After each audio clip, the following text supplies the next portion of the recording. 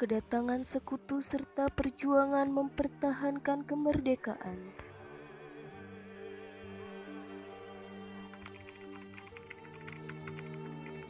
Setelah kemerdekaan pada tanggal 17 Agustus 1945, bangsa Indonesia menghadapi berbagai tantangan baru, baik dari pihak eksternal maupun internal. Upaya bangsa Indonesia mempertahankan kemerdekaan, salah satunya adalah pertempuran. Yang pertama adalah pertempuran Medan Area, yang terjadi pada tanggal 13 Oktober 1945, yang terjadi di Sumatera Utara. Di pertempuran ini terjadi penghinaan terhadap rencana Merah Putih. Disebut Medan Area karena dipasang papan yang bertuliskan Fixed Boundaries Medan Area atau batas resmi wilayah Medan. Selanjutnya adalah pertempuran Ambarawa yang terjadi pada tanggal 26 Oktober 1945 yang terjadi di Semarang. Sekutu mempersenjatai bekas tawanan penjara Ambarawa. Lalu sekutu melanggar kesepakatan. Pertempuran ini menggunakan taktik gelar supit urang atau pengepungan rangkap dari kedua sisi. Selanjutnya adalah pertempuran Surabaya yang terjadi pada tanggal 10 November 1945. Mendaratnya AWS Malabi di Surabaya. Pasukan Inggris menduduki beberapa tempat penting, diantaranya adalah pangkalan angkatan laut di Tanjung Perak. Dilanggarnya persetujuan gencatan senjata. Dan dalam pertempuran Surabaya ini adalah misteri tewasnya Malabi. Lalu peristiwa Merah Putih Manado pada tanggal 14 Februari 1946. Larangan sekutu untuk mengibarkan bendera merah putih di Minahasa. Dalam peristiwa Merah Putih Manado ini dibentuknya PPKR, yaitu Perjuangan Pusat Keselamatan Rakyat. Rakyat seluruh Sulawesi yang mendukung kemerdekaan Indonesia. Selanjutnya adalah pertempuran di Bandung yang terjadi pada tanggal 23 Maret 1946. Sekutu melucuti senjata sisa pendudukan Jepang. Pasukan Inggris menguasai pusat-pusat kota Bandung. Lalu sekutu mengultimatum agar TRI mengosongkan kota Bandung. Dalam pertempuran di Bandung ini munculnya ide operasi, yaitu Bumi Hangus. Pertempuran di Bandung ini terjadi karena para pejuang tidak rela kota Bandung dimanfaatkan oleh sekutu Nica dan dikenal sebagai Bandung Lautan Api. Selanjutnya adalah pertempuran Margarana yang terjadi pada tanggal 18 November 1946. Terjadi di sebelah utara kota Tabanan, Bali. Dipicu hasil dari perundingan Linggarjati. Balir bukan merupakan wilayah Nusantara secara de facto, dipimpin oleh I Gusti Ngurah Rai. Perang Puputan dilakukan sampai titik darah penghabisan terakhir. Selanjutnya adalah peristiwa Westerling di Makassar yang terjadi pada tanggal 7 Desember 1946. Penentangan terhadap Nica dalam membentuk NIT. Sekutu di bawah pimpinan Kapten Raymond Westerling. Westerling menerapkan metode Gestapo. Geheime Staatspolizei adalah metode yang diterapkan polisi rahasia Nazi Jerman. Dilakukan antara 7 sampai 25 Desember. 40.000 warga sipil mati terbunuh.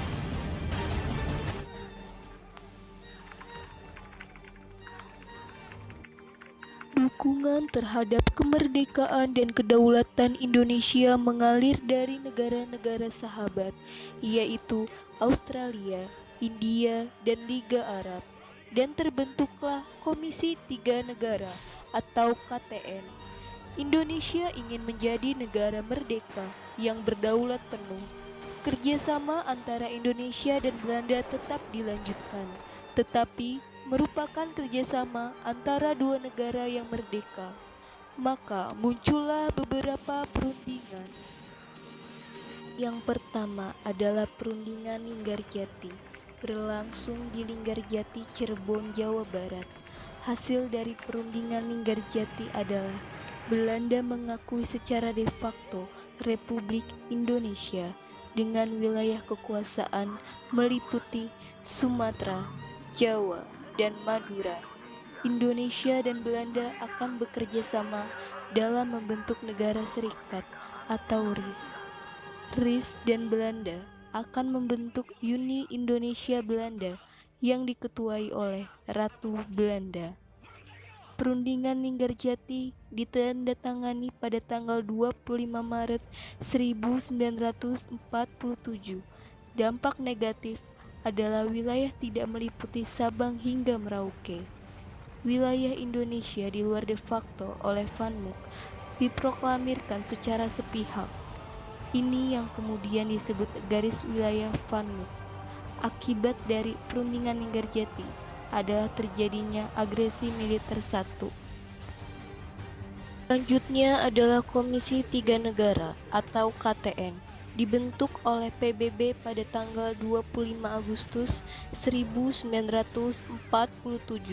Tujuannya adalah sebagai penengah konflik antara Indonesia dan Belanda. Kemudian adalah Perjanjian Renville. Anggota KTN memutuskan untuk memilih tempat netral untuk menengahi konflik Indonesia dan Belanda, yaitu di atas kapal Angkatan Laut Amerika Serikat USS Renville.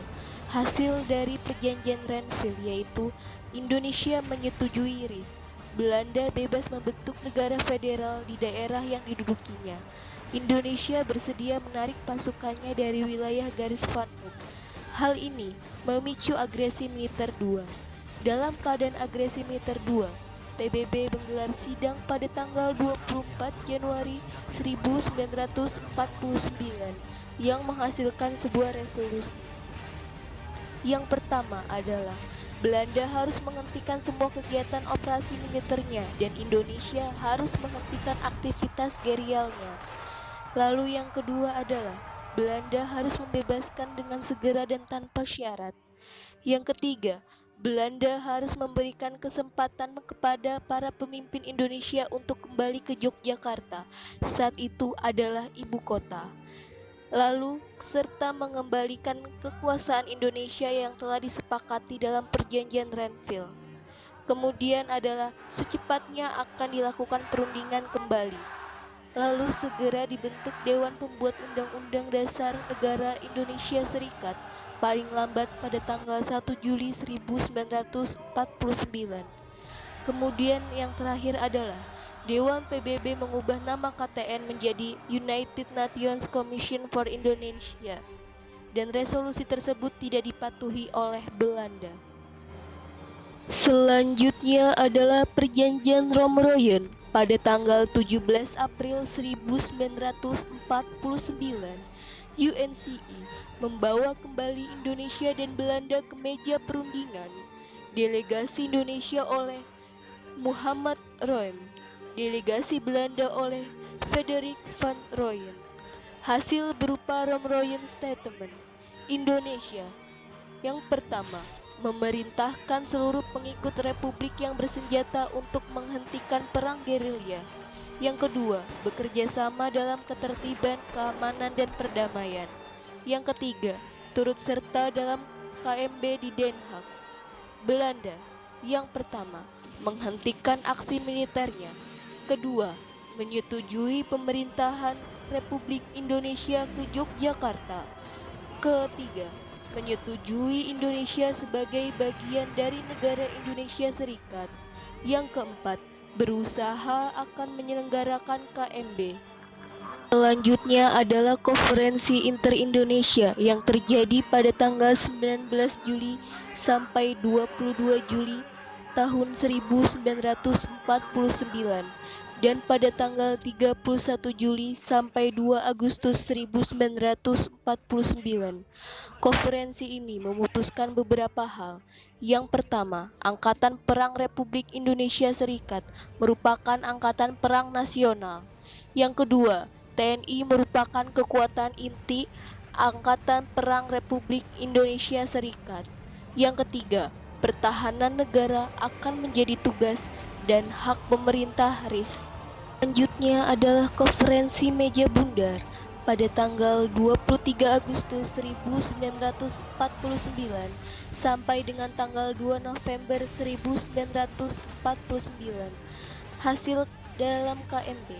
Yang pertama, Belanda akan menyerahkan kedaulatan kepada RIS pada akhir bulan Desember 1949.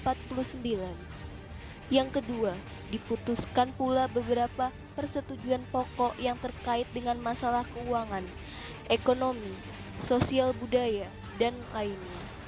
Yang ketiga, mengenai Irian Barat, penyelesaiannya akan ditunda selama 1 tahun. Yang keempat, persetujuan KMB memuat ketentuan-ketentuan mengenai pembentukan APRIS dengan TNI sebagai inti. KNIL akan dibubarkan dan para anggotanya akan masuk dalam APRIS. Yang kelima, kerajaan Belanda akan membentuk Uni Indonesia Belanda. Yang keenam, Indonesia akan membayar utang-utang Belanda sejak tahun 1942.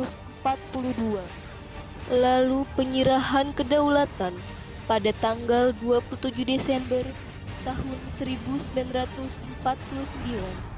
Pada tanggal 23 Desember 1949, Wakil Presiden Muhammad Hatta berangkat ke Belanda memimpin delegasi RIS. Misi utamanya adalah menandatangani naskah pengakuan kedaulatan dari pemerintah Belanda. Di Yogyakarta juga dilakukan penyerahan kedaulatan dari Republik Indonesia kepada Republik Indonesia Serikat. Para penandatangan yang hadir ketika itu adalah Ratu Juliana, Perdana Menteri Willem Drees, Menteri Seberang Lautan Mr. AMJA Sessen, Muhammad Hatta. Di Jakarta, Sultan Hamengkubuwono dan Wakil Tinggi Mahkota AHJ Loving. Jadi seperti itulah sejarah kedatangan sekutu serta perjuangan bangsa Indonesia mempertahankan kemerdekaan dari ancaman sekutu dan Belanda.